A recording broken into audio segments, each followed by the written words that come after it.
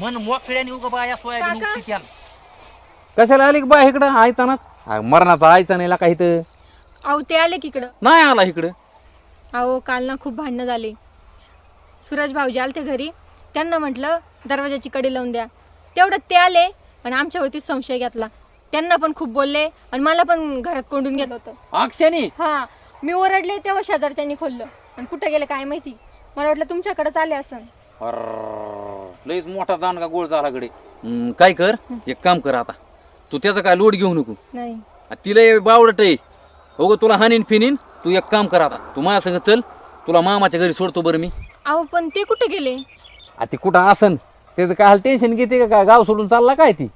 जरा वातावरण जरा शांत झालं का पुन्हा मी तुला आणतो हो वापस. तुम्ही समजून सांगा. मी सांगतो समजून. चल चल बरं तू चल.